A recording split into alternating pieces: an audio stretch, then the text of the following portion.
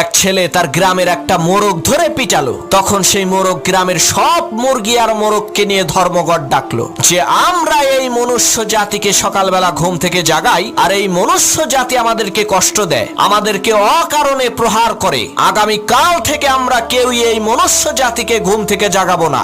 দেখি ওরা কি করে কাজকর্ম করে খায়। যে কথা সেই কাজ। তারপরের দিন সকালে সেই গ্রামের একটা মোরগও ডাকাডাকি করলো না, চুপ করে রইলো। কিন্তু তারা ক্ষোভ থেকে বের হয়ে দেখলো একই অবাক কাণ্ড।